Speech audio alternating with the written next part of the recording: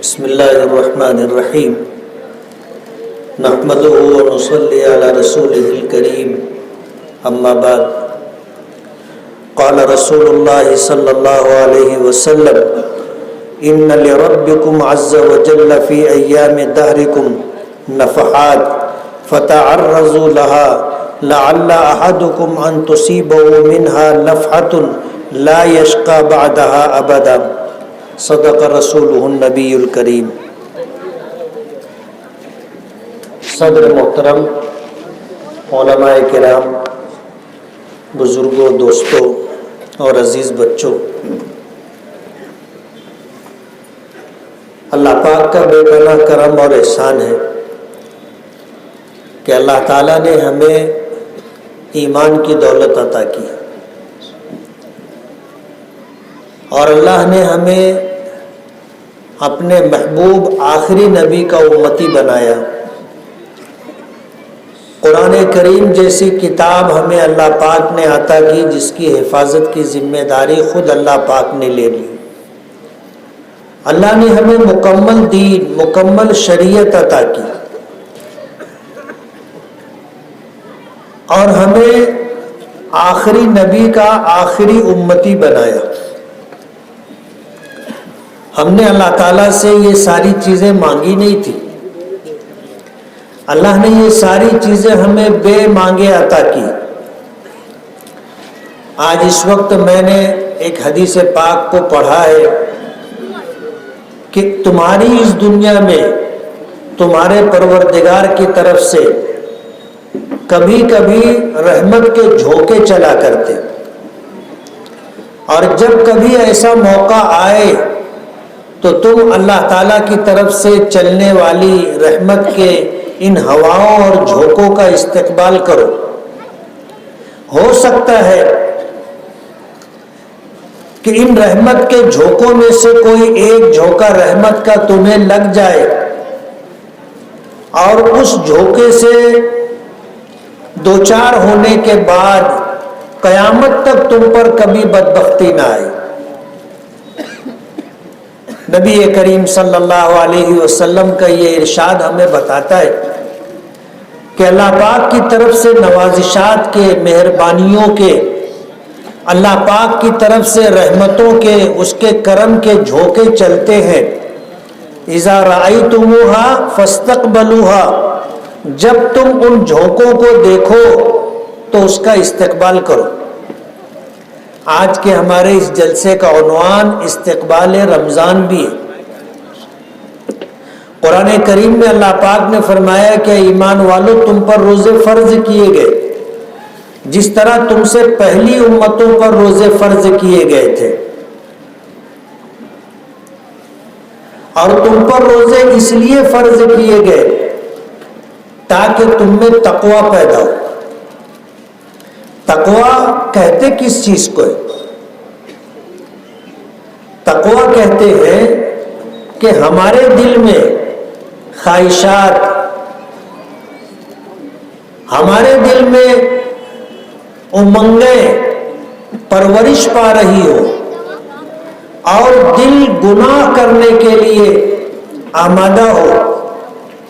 جیسے دل ہو رہا ہے شراب پینے کا، جب دل میں اس طرح کا خیال آیا اور شراب پینے کی خواہش پیدا ہوئی تو ہم اپنی اس خواہش کو اس لیے دبا لیں کہ یہ میرے پروردگار کو ناراض کرنے والا کام ہے۔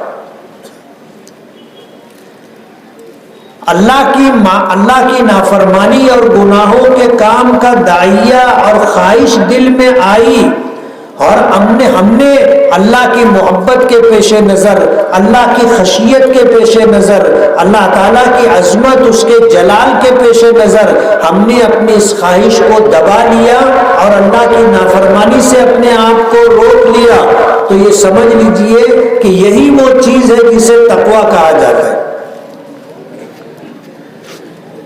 رمضان المبارک کا مہینہ سر پر ہے اور چند دنوں میں انشاءاللہ ہم رمضان میں داخل ہو جائیں گے۔ رمضان المبارک کا یہ مہینہ اللہ تعالیٰ نے اپنے محبوب نبی کی آخری امت یعنی ہمیں عطا کیا۔ رمضان کی یہ پچھلی امتوں پر فرض نہیں تھے، پچھلی امت کے لوگ بھی روزہ رکھا کرتے تھے، لیکن احادیث میں آتا ہے کہ اللہ کے نبی صلی اللہ علیہ وسلم نے فرمایا کہ اللہ پاک نے فرمایا کہ جس طرح پچھلی امتوں پر روزے فرض کیے گئے تھے تم پر بھی روزے فرض کیے گئے، تو پچھلی امتوں پر جو روزے فرض کیے گئے تھے وہ رمضان المبارک کے روزے نہیں تھے۔ حدیث پاک میں آتا ہے کہ ہمارے آقا جناب رسول اللہ صلی اللہ علیہ وسلم جب ہجرت کر کے مکہ مکرمہ سے مدینہ منورہ پہنچے تو آپ نے دیکھا کہ یہود و نصارہ عاشورہ محرم کا روزہ رکھتے، اور عاشورہ محرم کا روزہ جب ان کو رکھتے ہوئے نبی کریم صلی اللہ علیہ وسلم نے دیکھا تو ان سے پوچھا کہ محرم کی 10 تاریخ کے روزے تم کیوں رکھتے ہو؟ تو یہود نے بتایا کہ یہ وہ دن ہے جس دن اللہ پاک نے فرعون کے مقابلے میں حضرت موسیٰ علیہ السلام کو فتح عطا فرمائی تھی، یہ وہ دن ہے جس دن بنی اسرائیل کو اللہ پاک نے فرعون اور فرعونیوں کے ظلم و ستم سے نجات عطا کی تھی، اور حضرت موسیٰ علیہ السلام بنی اسرائیل کو لے کر کے مصر سے نکلے تھے تو دریائے قلزم میں اللہ پاک نے راستہ بنا دیا تھا کہ پانی دونوں طرف کھڑا ہو گیا تھا اور بیچ میں راستہ تھا۔ بنی اسرائیل حضرت موسیٰ علیہ السلام کے ساتھ اس دریا کے بیچ میں سے چل کر کے دریا پار کیے تھے، اور جب حضرت موسیٰ علیہ السلام کا لشکر دریا کے بیچ میں پہنچا تو فرعون اپنے لشکر کے ساتھ آیا، اور پھر فرعون بھی اسی راستے پر اپنے لشکر کو لے کر کے دریائے قلزم میں داخل ہو گیا۔ حضرت موسیٰ علیہ السلام اور بنی اسرائیل جب دریا پار کر گئے اور فرعون اور اس کا لشکر دریائے قلزم کے بیچ میں آ گیا تو اللہ پاک نے پانی کو پھر بہنے کا حکم دے دیا۔ دریائے قلزم کا جو پانی دونوں طرف سے پھٹ کر کے کھڑا ہو گیا تھا پھر وہ پانی آپس میں مل گیا اور فرعون کا پورا لشکر دریائے قلزم میں غرق ہو گیا۔ اللہ نے بنی اسرائیل کو حضرت موسیٰ اور حضرت ہارون کے ساتھ نجات عطا کی تھی، اس کے شکرانے میں اور خوشی کے طور پر ہم عاشورہ محرم کا روزہ رکھتے۔ ہمارے آقا جناب رسول اللہ صلی اللہ علیہ وسلم نے فرمایا کہ نحن احق بموسیٰ منکم، کہ ہم تمہارے مقابلے میں حضرت موسیٰ علیہ السلام کی اتباع اور پیروی کرنے کا زیادہ حق رکھتے۔ آپ نے اپنی امت کو فرمایا کہ عاشورہ محرم کا روزہ رکھو، لیکن یہود و نصارہ سے ہماری مشابہت نہ ہو، ہم چہرے مورے میں، ہم کپڑوں میں، ہم طور طریقے پر، ہم چال چلن میں ان کے مشابہ نہ ہو، اس لیے بنی اسرائیل ایک روزہ رکھتے تھے عاشورہ محرم کا تو ہم 2 روزہ رکھیں گے، 9 اور 10 شعبان 10 محرم کا یا 10 اور 11 محرم کا، کہ وہ ایک روزہ رکھتے ہیں تو ہم 2 روزہ رکھیں تاکہ ہماری ان کی مشابہت نہ ہو۔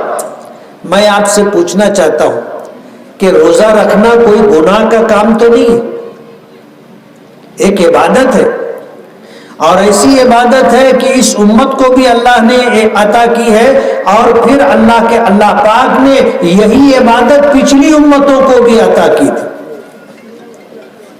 تو عبادت کوئی غلط کام نہیں ہے، عبادت کوئی گناہ کی بات نہیں ہے۔ نبی کریم صلی اللہ علیہ وسلم نے یہود و نصارہ سے ہماری مشابہت عبادت میں بھی نہ ہو اس بات کو ظاہر کیا۔ حالانکہ لوگ اچھے کاموں میں ایک دوسرے کے ساتھ دینے کی اور ایک دوسرے کا طور طریقہ اختیار کرنے کی بات کرتے، اگر عقل کے پیمانے پر ہم دیکھیں تو یہ بات سمجھ میں آئے گی کہ انہوں نے روزہ رکھا تو ہم نے بھی روزہ رکھا، یہ ایک نیکی ہے، عبادت ہے، اس میں ہماری ان کی اگر مشابہت ہوتی ہے تو کوئی غلط بات نہیں ہوگی۔ لیکن نبی کریم صلی اللہ علیہ وسلم نے ہمیں یہود و نصارہ کی مشابہت اختیار کرنے سے منع کیا، چاہے یہ مشابہت عبادت ہی میں کیوں نہ ہو۔ آپ نے فرمایا کہ یہود و نصارہ ایک عاشورہ محرم کا روزہ رکھتے ہیں، ہم 2 روزہ رکھیں گے تاکہ ہماری ان کی مشابہت نہ ہو۔ تو پچھلی امتوں پر ایک روزہ فرض تھا عاشورہ محرم کا، اللہ پاک نے اس امت کو پورے رمضان المبارک کا روزہ عطا کیا۔ حضرت علی رضی اللہ تعالی عنہ کے متعلق آتا ہے، وہ فرماتے ہیں کہ اگر کسی نے رمضان المبارک کا روزہ جان بوجھ کر کے چھوڑ دیا، ایک روزہ رمضان المبارک کا جان بوجھ کر کے چھوڑ دیا، عید گزرنے کے بعد اس روزے کی قضا ایک روزے سے ہو جائے گی، ایک روزے کی قضا ایک روزے سے ہو جائے گی، لیکن رمضان کے ایک روزے کا جو اجر و ثواب ہے، اگر کوئی شخص ساری زندگی روزہ رکھے اور وہ یہ چاہے کہ مجھے رمضان کے ایک روزے کا جو ثواب ہے اس کے برابر ثواب مل جائے، تو حضرت علی فرماتے ہیں کہ ایسا نہیں ہو سکتا، یعنی ساری زندگی کا روزہ ایک طرف اور رمضان المبارک کا ایک روزہ ایک طرف، اتنا اجر و ثواب اللہ نے رمضان المبارک کے روزے میں رکھا ہے۔ نبی کریم صلی اللہ علیہ وسلم پر اور آپ کی امت پر اللہ پاک نے رمضان المبارک کا روزہ فرض فرمایا ایمان والو کتب علیکم الصیام، تم پر روزے فرض کیے گئے، کما کتب علی الذین من قبلکم، جس طرح روزے تم سے پہلی امتوں پر فرض کیے گئے تھے، ان پر ایک روزہ فرض تھا، ہم پر اللہ پاک نے رمضان المبارک کے پورے مہینے کا روزہ فرض کیا ہے۔ نبی کریم صلی اللہ علیہ وسلم رمضان المبارک کی اہمیت، اس کی قدر و قیمت، روزوں کے اجر و ثواب، سحری کرنے کا اجر و ثواب، روزہ کھولنے اور افطاری کرنے کا ثواب اور رات کے نماز تراویح کے ثواب کو جانتے تھے۔ یہی وجہ ہے کہ رجب کا چاند دکھتا تھا تو نبی کریم صلی اللہ علیہ وسلم دعائیں کیا کرتے تھے کہ اللہم بارک لنا فی رجب و شعبان وبلغنا رمضان، کہ اللہ ہمارے لیے رجب اور شعبان میں برکت عطا فرما اور ہمیں رمضان المبارک تک پہنچا دے، ہم رمضان کا مبارک مہینہ پائیں اور ہم روزے رکھ کر کے اجر و ثواب حاصل کریں۔ رمضان کے مہینے میں اور رمضان کے مہینے کے روزے اور تراویح کا جو اجر و ثواب ہے اللہ کے نبی صلی اللہ علیہ وسلم جانتے تھے۔ 2 مہینہ پہلے سے آپ رمضان کے استقبال کی تیاری کیا کرتے تھے۔ علماء نے لکھا ہے، احادیث پاک میں آتا ہے کہ نبی کریم صلی اللہ علیہ وسلم رجب کے مہینے میں بھی روزہ رکھا کرتے تھے، اور جب شعبان آتا تھا تو شعبان کا پورا مہینہ روزہ رکھا کرتے تھے، شعبان کی 30ویں تاریخ کا روزہ چھوڑ دیتے تھے۔ یہ یوم الشک ہے، اس دن روزہ رکھنا منع ہے۔ رمضان کے استقبال میں رجب سے نبی کریم صلی اللہ علیہ وسلم روزہ رکھا کرتے تھے۔ رمضان کا کیا اجر و ثواب ہے ہمیں اس کا علم نہیں ہے، ہمیں پتہ نہیں ہے۔ جو جانتے تھے 2 مہینہ پہلے سے رمضان کے استقبال کی تیاری کیا کرتے تھے۔ کسی نے کہا ہے نا کہ قدر جوہر شاہ دانت یا بدانت جوہری، کہ ہیرے کی قیمت یا تو بادشاہ جانتا ہے یا تو ہیرے کی قیمت جوہری جانتا ہے، اور جن لوگوں نے جو بادشاہ نہ ہو اور جوہری بھی نہ ہو اسے ہیرے کی قیمت کا کیا پتہ۔ ہیرا ہم میں سے کتنے لوگوں نے دیکھا ہے؟ ہاتھ اٹھانا۔ کتنے لوگوں نے دیکھا ہے؟ میں نے دیکھا تھا ایک شخص کے پاس ایسے مٹھی بھر کر کے ہیرے تھے، پتھر نہ تراشیدہ، اس کو تراشا نہیں گیا تھا، پتھر کی شکل میں، کنکر کی شکل میں تھے۔ وہ مجھ سے کہنے لگا کہ مفتی صاحب یہ ہیرا ہے، میں نے دیکھا اور دیکھنے کے بعد مجھے یقین نہیں آیا، اس لیے کہ نہ تراشیدہ تھا تو عام پتھر، سفید پتھر کی طرح دکھ رہا تھا۔ اس سے میں نے کہا تھوڑا کچھ کم کر، بولے نہیں ہیرا ہے مفتی صاحب۔ میں نے ہاتھ میں لے کر کے دیکھا اور میں اس کی قیمت معلوم کی تو اس نے کہا کہ یہ اتنا ہیرا جو ہے یہ 42 کروڑ روپے کا ہے۔ اب ظاہر بات ہے اپنے بادشاہ بھی نہیں تھے، جوہری بھی نہیں تھے، اپنے کو اس کی کیا قدر و قیمت معلوم، لیکن جو جانتے ہیں ان کے نزدیک اس کی قیمت ہے۔ یہی حال رمضان المبارک کا ہے۔ ہمارے آقا جناب رسول اللہ صلی اللہ علیہ وسلم رمضان المبارک کی اہمیت، اس کی قدر و قیمت کو جانتے تھے۔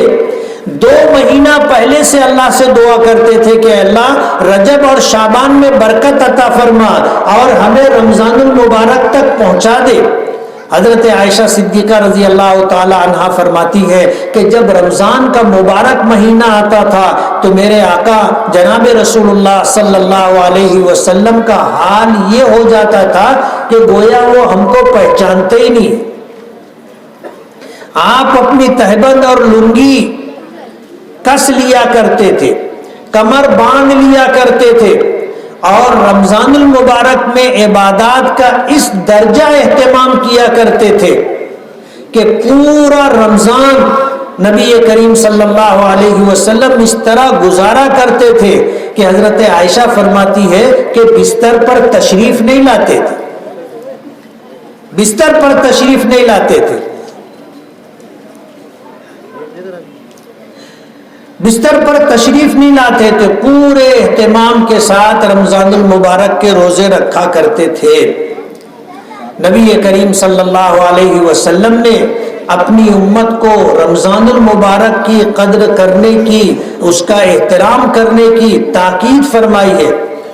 میں نے جو حدیث پڑھی ہے کہ تمہارے پروردگار کی طرف سے دنیا میں رحمت کے جھونکے چلا کرتے ہیں، جب کبھی تم رحمت کے ان جھونکوں کو دیکھو تو اس کا استقبال کرو، ہو سکتا ہے رحمت کا ایک جھونکا تمہارا نصیب بدل دے، اور ایک جھونکا میسر ہو جانے کے بعد کبھی تم پر بدبختی طاری نہ ہو۔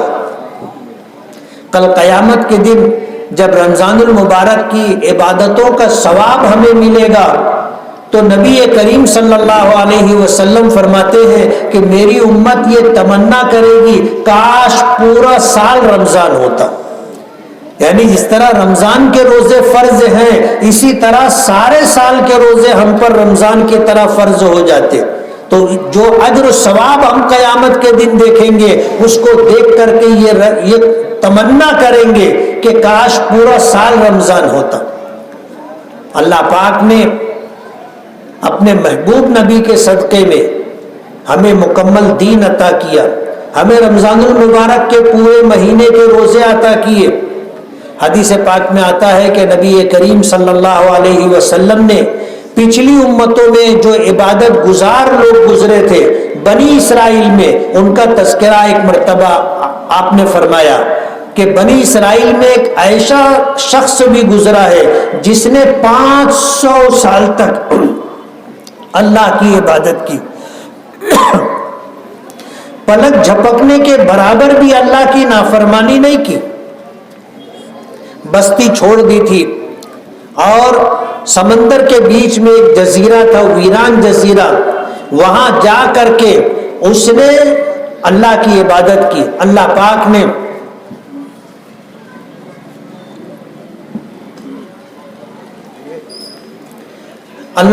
نے اس جزیرے پر انار کے درخت اگائے اور اس جزیرے پر اللہ نے میٹھے پانی کا چشمہ جاری کر دیا، چاروں طرف سمندر کا کھارا شور پانی جس کا ایک گھونٹ ہم پی نہیں سکتے، ایسے سمندر کے بیچ میں جزیرے پر اللہ نے میٹھے پانی کا چشمہ جاری کیا۔ وہ شخص انار کھاتا تھا اور اس چشمے سے میٹھا پانی پیتا تھا اور اللہ کی عبادت کرتا تھا۔ 500 برس تک اس نے اللہ کی عبادت کی۔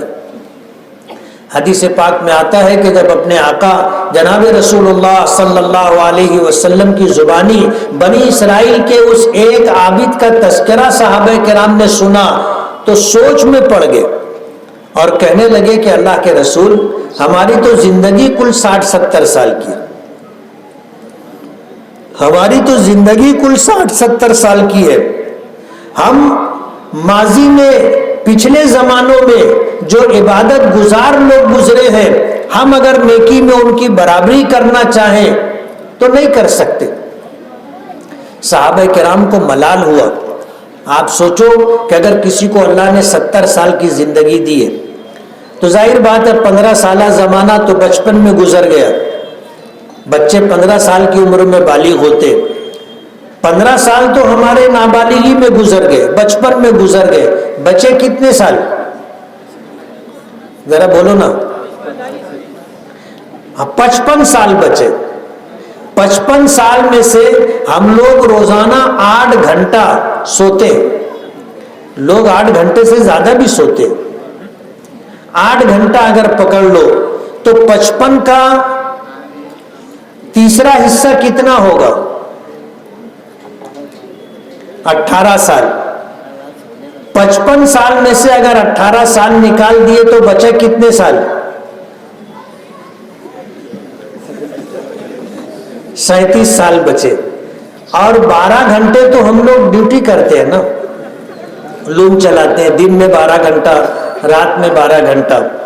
اب 37 میں سے آپ آدھا نکال دیجئے، کتنے سال بچے؟ 18 سال بچے۔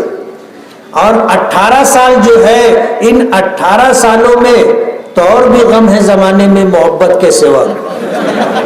کوئی کشمیر گھومنے جاتا ہے، کوئی کیرلا گھومنے جاتا ہے، اور بھی آدمی کے پیچھے کام ہے، شادی ہے، موت میت ہے، دیگر بہت سارے کام ہیں۔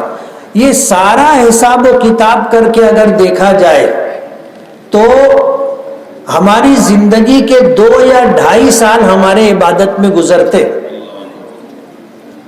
باقی سارا زمانہ بچپن میں گزر گیا، کھیلتے، سوتے، کھاتے اور کماتے۔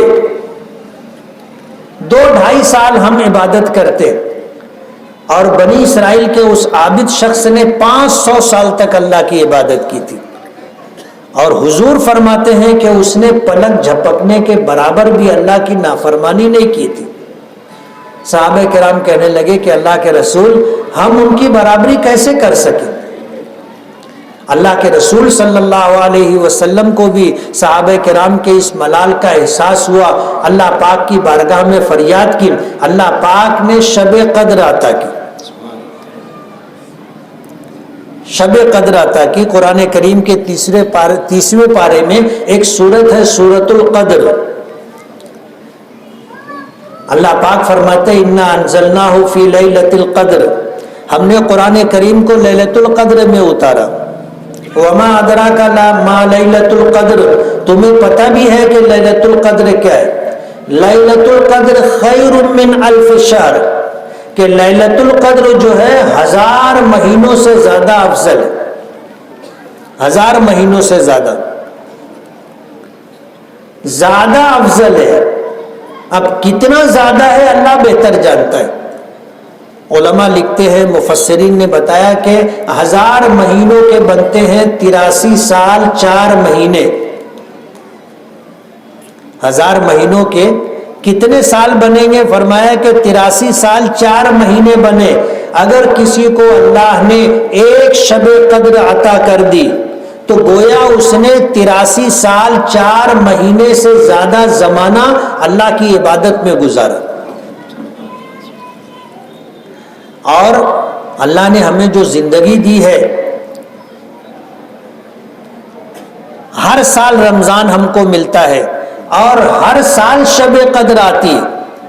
شب قدر کی ایک رات کی عبادت 83 سال 4 ماہ سے زیادہ اجر و ثواب رکھتی۔ اگر کسی کو 10 شب قدر مل گئی، 10 شب قدر، تو کتنے سال بنیں گے؟ 800۔ 30 سال، اور پھر یہ 4 مہینے جو ہیں اگر اس کو جوڑ لیے جائے تو 3 سال اور بن جائیں گے، یعنی 834-35 سال آدمی اللہ کی عبادت میں گزارا۔ بنی اسرائیل کے اس شخص کو 500 سال کی عبادت نصیب ہوئی تھی، اور اس امت کو اللہ پاک نے شب قدر عطا کر دی۔ 10 شب قدر اگر کسی کو نصیب ہو گئی تو گویا اس نے 835 سال کا زمانہ اللہ کی عبادت میں گزارا ہے۔ یہ تو شب قدر ہو گئی۔ رمضان کے روزے ہیں، قرآن کریم کی تلاوت ہے، تراویح کا عمل ہے، سحری کھانا ہے، لوگوں کو افطاری کرانا ہے۔ آپ اندازہ کرو اس کا ثواب مزید بڑھا۔ نبی کریم صلی اللہ علیہ وسلم فرماتے ہیں، حضرت انس روایت کرتے ہیں کہ جب رمضان قریب آیا تو نبی کریم صلی اللہ علیہ وسلم نے منبر پر تشریف فرما ہو کر کے فرمایا کہ تم پر ایک مہینہ آ رہا ہے جو بڑی خیر و برکت والا مہینہ ہے۔ اللہ تعالیٰ نے اس مہینے کے روزے فرض کیے اور رات کی تراویح کو میں نے سنت قرار دیا۔ یہ مہینہ خیر و برکت کا مہینہ ہے، اجر و ثواب کا مہینہ ہے۔ جو شخص اس مہینے میں نفل عبادت کرے گا تو اسے فرض کے برابر ثواب دیا جائے گا، اور ایک فرض کا ثواب 70 فرض کے برابر کر دیا جائے گا۔ اور یہ مہینہ ہمدردی کا، غم خاری کا ہے۔ اگر تم میں سے کسی نے روزے دار کو روزہ افطار کرا دیا تو جس کو روزہ افطار کرایا ہے اس کو روزہ رکھنے کا جتنا ثواب ملے گا، افطاری کرا دینے کی وجہ سے اللہ پاک آپ کو بھی اتنا ثواب دے گا۔ ہم نے جو روزہ رکھا ہے اس کا ثواب تو ہے، لیکن ہم نے کسی کو روزہ افطار کرا دیا تو اس کا ثواب بھی ہم کو ملے گا، 2 روزوں کا ثواب ہو گیا۔ اب ظاہر بات ہے جو لوگ جائز طریقے سے کماتے ہیں ان کے گھر کے لوگ روزہ رکھتے ہیں۔ جب یہ مزدور آدمی روزہ کھولنے کے لیے گھر آتا ہے تو تربوز لے کر کے آ جاتا ہے، کھجور لے کر کے آ جاتا ہے، دہی اور لسی چھاچھ لے کر کے آ جاتا ہے۔ گھر کے لوگ اسی سے روزہ کھولتے۔ گھر کا جو مکھیا ہے وہ کما کر کے حلال پیسوں سے افطاری کا سامان لے کر کے آیا ہے۔ پورے گھر کے لوگوں کے روزوں کا جو ثواب ہوگا اللہ اس مزدور شخص کو بھی دے گا جو جائز طریقے سے افطاری کا سامان خرید کر کے لایا ہے۔ اور اللہ اگر آپ کو نوازے، صحابہ کرام کہنے لگے کہ اللہ کے رسول اس زمانہ بڑی غربت کا زمانہ تھا، آج تو یہ خوشحالی کا دور ہے، وہ زمانہ غربت کا زمانہ تھا۔ کہنے لگے کہ اللہ کے رسول ہم میں سے کون ہے جو کسی کو افطاری کرا سکے، یعنی پیٹ بھر کھانا کھلا سکے؟ ہمارے پاس تو خود اپنا پیٹ بھرنے کے لیے نہیں ہے۔ تو حضور نے فرمایا پیٹ بھر کھلانا ضروری نہیں ہے، ایک گھونٹ اگر آپ نے لسی کا پلا دیا، ایک کھجور آپ نے دے دی تو اللہ اس پر بھی تم کو پورے روزے کا ثواب عطا کریں گے۔ حضور کا یہ ارشاد کہ یہ ہمدردی اور غم خاری کا مہینہ ہے اور روزے دار کو افطار کرانے کا یہ ثواب ہے۔ اللہ کے رسول صلی اللہ علیہ وسلم کی منشا یہ ہے کہ افطار کرانے کا اہتمام کرنا چاہیے۔ آج جن کو اللہ نے نوازا ہے مسجدوں میں افطاری کا سامان بھیجتے کہ کوئی مسافر ہو یا محلے کے مسجد کے جو غریب مصلی ہیں وہ وہاں مسجد میں افطار کریں گے تو افطاری کا سامان بھیج دیتے۔ کوئی 1 درجن کیلا بھیج دیتا ہے، کوئی 100 گرام آدھا کلو کھجور بھیج دیتا ہے، جس کو جو سمجھ میں آتا ہے بھیج دیتا ہے، اور اس پر اللہ پاک افطاری کرنے والوں کے روزوں کا ثواب افطاری کرانے والوں کو دیتے۔ رمضان آ رہا ہے، اللہ نے ہم میں سے جس کو بھی حیثیت دی ہے وہ اپنے رشتہ دار، غریب رشتہ دار اور اسی طرح پاس پڑوس میں جو غریب لوگ رہتے ہیں ان کی افطاری کا کچھ نہ کچھ انتظام کریں۔ آپ اپنے گھر کھجور لے کر کے آتے ہیں، کلو آدھا کلو کھجور آپ پڑوس میں بھی بھیج دیجیے۔ آپ کے یہاں جو پکے تھوڑا سا اس میں ایک پیالی سالن آپ پڑوس میں بھی بھیج دیجئے۔ حضور پاک صلی اللہ علیہ وسلم نے فرمایا کہ جب تمہارے گھر میں گوشت پکے تو اس میں شوربہ بڑھا لو اور یہ شوربہ اپنے پڑوس میں بھی بھیجو۔ آج یہ چیزیں ختم ہو گئی۔ ہمارے بچپن میں یہ سب کچھ چلتا تھا۔ گلی میں جو خوشحال لوگ ہوتے تھے، غریب لوگوں کے گھر کھانے پینے کا سامان بھیجا کرتے تھے۔ آس پاس میں پڑوس میں اگر کچھ اچھا پکتا تھا تو وہ پڑوس میں بھیجا جاتا تھا۔ آج تو یہ سب کچھ ہوتا نہیں۔ یہی وجہ ہے کہ پڑوس اور پڑوس میں جو محبت اور تعلق ہونا چاہیے وہ نہیں ہے۔ آج تو ہمارا سب سے بڑا دشمن ہمارا پڑوسی ہے۔ کیوں؟ ہم نے اس کا کبھی حق ادا نہیں کیا۔ ہم نے کبھی اس کو اپنا پڑوسی سمجھ کر کے اس کے ساتھ حسن سلوک، اس کے ساتھ مہربانی اور خیرخواہی کا ہم نے کبھی معاملہ ہی نہیں کیا۔ کہاں سے ہمارے ان کے آپس کے تعلقات اچھے رہیں گے؟ نبی کریم صلی اللہ علیہ وسلم نے فرمایا تہادو تحابو، ہدیہ لیتے دیتے رہا کرو، آپس میں محبت پیدا ہوگی۔ آپ اپنے پڑوس میں کچھ نہ کچھ بھیجا کیجئے۔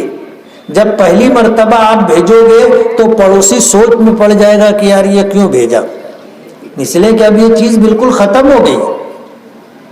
لیکن آپ اگر بھیجو گے تو ادھر سے بھی کچھ نہ کچھ آئے گا اور اس کی وجہ سے آپس کے تعلقات بڑھیں گے۔ ایک بہت مالدار خاتون تھی، بہت مالدار خاتون تھی، بیٹا ساتھ میں تھا۔ وہ پڑوس کے دروازے پر رکی اور وہاں پوچھی کہ بہن تمہارے گھر نمک ہے؟ تو انہوں نے کہا کہ ہاں ہے۔ بولے مجھے تھوڑا سا نمک دے دو۔ وہاں سے نمک لے کر کے اپنے گھر آئی تو بیٹا کہنے لگا کہ اماں اپنے یہاں کس چیز کی کمی ہے؟ کیا اپنے گھر نمک نہیں تھا؟ تو ماں کہنے لگی کہ بیٹا تجھے پتہ نہیں، وہ غریب لوگ ہیں، بوقت ضرورت اگر ان کو کوئی سوال کرنے کی نوبت آ جائے تو ان کو ہم سے مانگتے ہوئے برا نہ لگے، جھجک محسوس نہ ہو، اس لیے میں نے ان کے گھر کے دروازے پر کھڑے ہو کر کے نمک مانگا کہ جب میں نے ان سے مانگا ہے تو کل وہ بھی مجھ سے کچھ مانگ سکتے۔ پاس پڑوس میں رمضان المبارک کا مہینہ آ رہا ہے، اللہ نے آپ کو حیثیت دی ہے تو اپنے پاس پڑوس میں جو غریب لوگ ہیں، اپنے پاس پڑوس میں جو غریب لوگ ہیں ان کے لیے افطاری کا کچھ سامان، غریب ہوں تو آپ آٹا بھیج دو، چاول بھیج دو، دال بھیج دو۔ اور جب گوشت کی دکان پر گئے تو کلو آدھا کلو آپ گوشت لے لو اور پاس پڑوس میں غریب لوگوں کے یہاں بھیج دو۔ آپ دیکھو گے کہ یہ لوگ آپ سے کتنی محبت کریں گے اور آپ کے گھر کی، آپ کے گھر والوں کی، آپ کے سامان کی کس طرح حفاظت کریں گے۔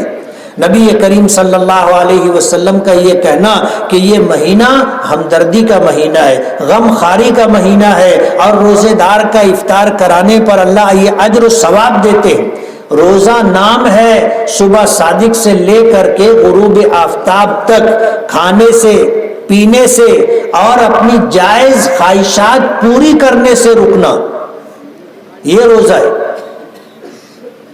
اور آدمی روزہ رکھتا ہے، روزہ رکھنے کے بعد کھانا، بھوک لگی ہے، کھانے کی اشیاء موجود ہے لیکن کھانا نہیں کھاتا۔ گرمی کا مہینہ ابھی آئے گا، گرمی کے مہینے میں روزہ رکھتا ہے، حلق سوکھ کر کانٹا ہو جاتی ہے اور اس کے پاس ٹھنڈا پانی موجود ہوتا ہے لیکن ایک قطرہ ٹھنڈے پانی کا اپنی حلق کے نیچے نہیں جانے دیتا۔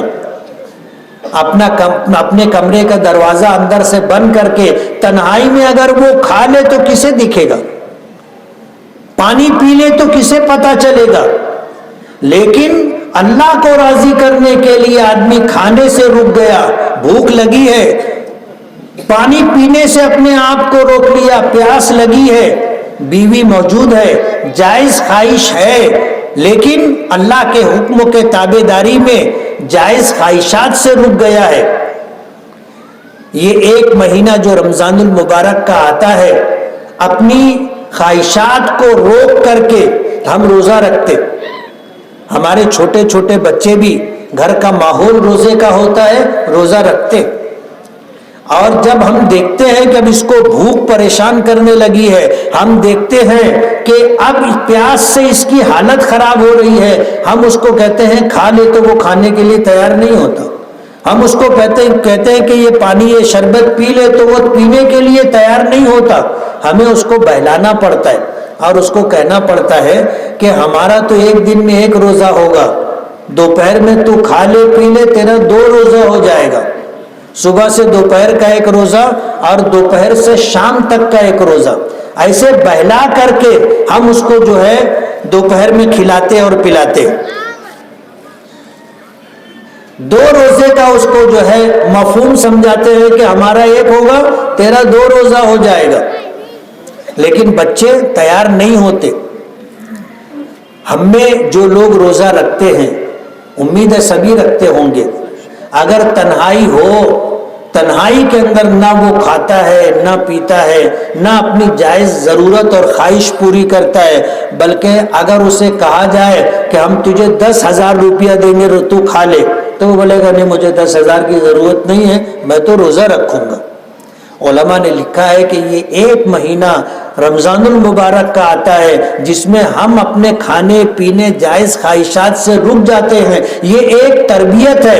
اگر رمضان کا یہ پورا مہینہ اہتمام کے ساتھ ہم نے گزار لیا تو 11 مہینہ اللہ کی نافرمانی کرنے سے ہم اپنے آپ کو روک لیں گے.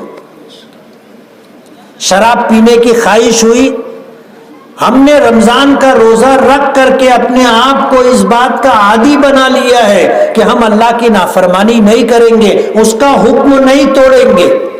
اس طرح کے جو خیالات دل میں آتے ہیں، جوا کھیلنا، شراب پینا، نشہ کرنا، اللہ کی نافرمانی کرنا، ان چیزوں سے ہم اپنے آپ کو روک سکیں گے، اپنے نفس پر قابو پا سکیں گے، اور اسی کو کہتے ہیں تقویٰ.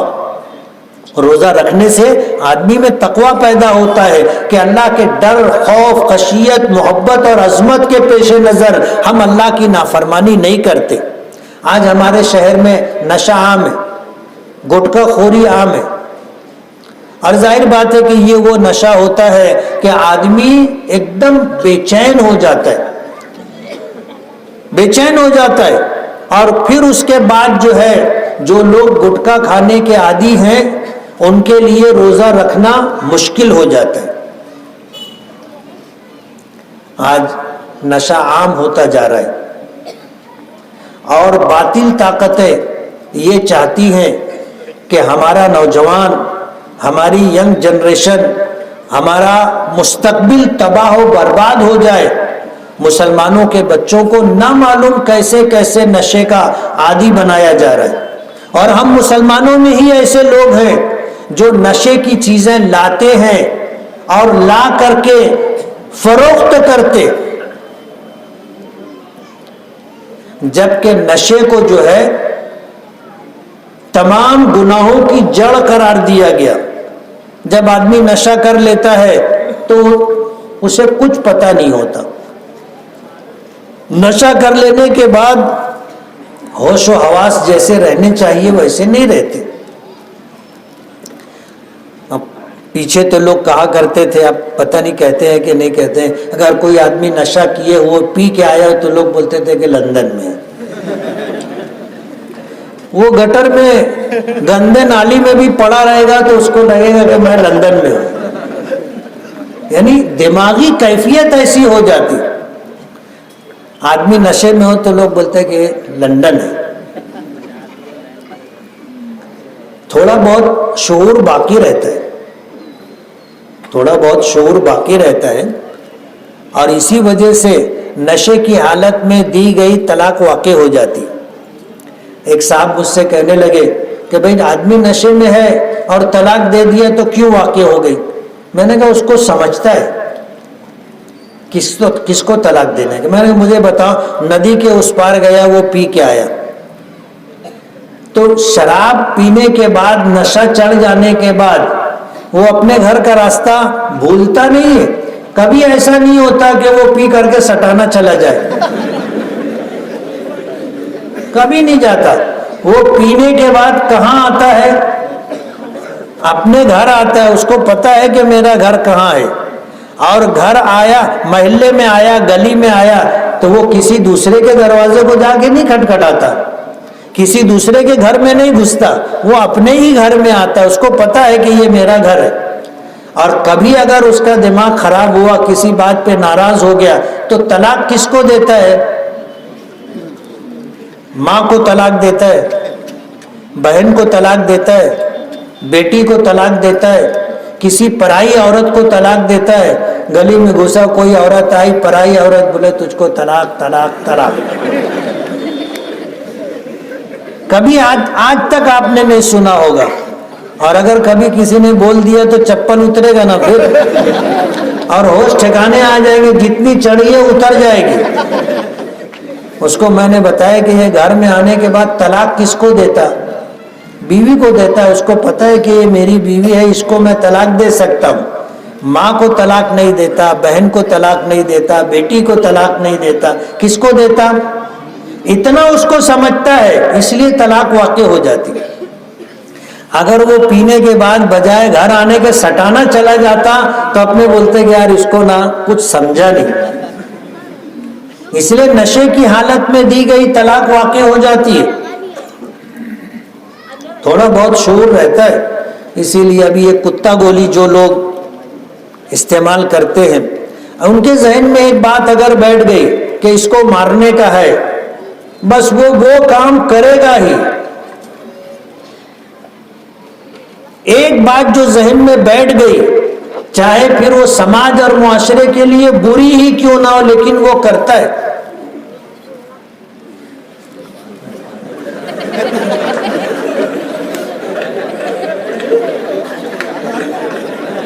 شاید بیان ختم کروانا چاہتا ہوں.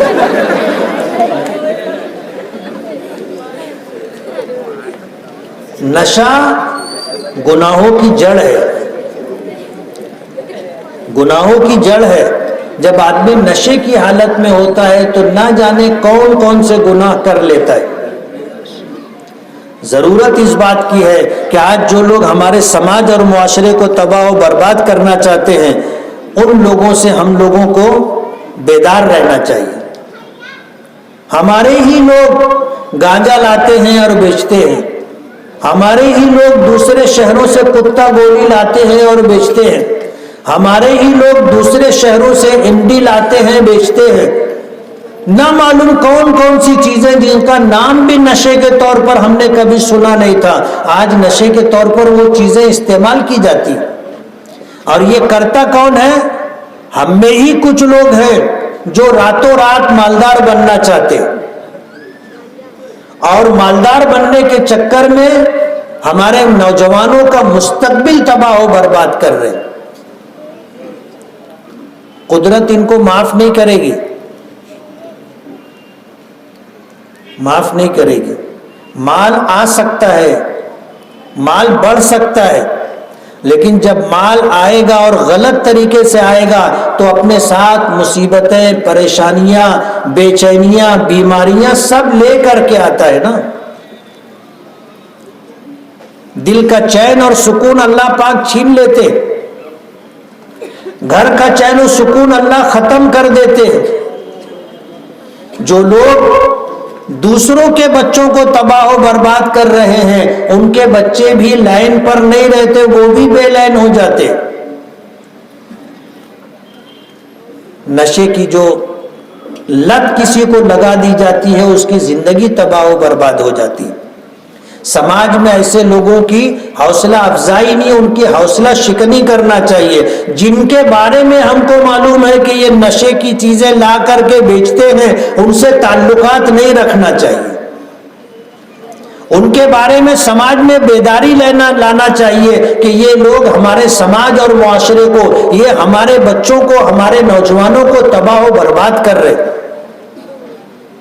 یہ مزاج ہم کو بنانا پڑے گا, غلط کو غلط بولنا پڑے گا, گناہ کو گناہ بتانا پڑے گا, سمجھنا پڑے گا, تب جا کر کے سماج اور معاشرے کے اندر خیر وجود میں آئے گی.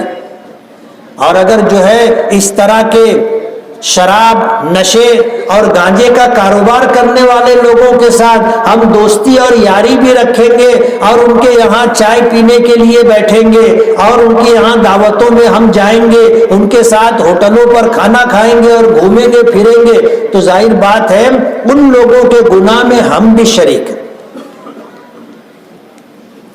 تو جو لوگ گٹکے کے عادی ہو جاتے ہیں ان کے لیے روزہ پورا کرنا مشکل ہو جاتا ہے۔ آپ دیکھو نشے کی وجہ سے وہ روزے جیسے عمل سے بھی جو ہے محروم ہو جاتے۔ رمضان المبارک کا مہینہ آیا، ہمارے یہاں کچھ لوگ ایسے ہیں جو رمضان کے احترام میں دن میں ہوٹل نہیں کھولتے، دن میں ہوٹل نہیں کھولتے، لیکن کچھ لوگ ہوتے ہیں جو رمضان کا مہینہ بھی دن میں ہوٹل کھول کر کے، چائے بنا کر کے اور دیگر ایسے کھانے پینے والی چیزیں بنا کر کے بیچتے۔ یہ بے مروتی، یہ بدنصیبی اور بدبختی کی بات ہے۔ رمضان کا مبارک مہینہ آ رہا ہے، آپ کی جانکاری کے لیے بتا دیں کہ ڈپارٹمنٹ سے ہم نے بات کر لی ہے، 11 بجے آپ کی دکانیں بند نہیں کروائی جائیں گی انشاءاللہ۔ رمضان کا مہینہ یہ جو 11 بجے کاروبار بند کرنے کی، دکان ہوٹل بند کرنے کی پابندی ہے، آپ پر وہ پابندی نہیں رہے گی۔ آپ دن میں ہوٹل نہ چلائیں، رات میں آپ ہوٹل چلائیں، جو نصیب کی روزی ہے ہر حال میں اللہ پاک آپ کو دیں گے، اس لیے کہ روزی وہ دیتا ہے، روزی وہ دیتا ہے، اور یہ اس کی قدرت ہے کہ جب بچہ ماں کے پیٹ میں آتا ہے تو اس کے دنیا میں آنے سے پہلے اس کی روزی اللہ پاک دودھ کی شکل میں بھیج دیتا ہے، یہ اس کا نظام ہے۔ میں حج کے موقع پر تھا اور حج کے موقع پر ساتھ میں جو لوگ گروپ میں گئے تھے، کچھ سامان خریدنے کے لیے ایک دکان پر جانے کا اتفاق ہوا، وہاں گئے، ابھی سامان دیکھ رہے تھے، پسند کر رہے تھے، اذان ہونے لگی۔ جب اذان ہونے لگی تو اس نے کہا، سب سے کہا صلاۃ صلاۃ صلاۃ، چلو نماز پڑھیں گے نماز پڑھیں گے۔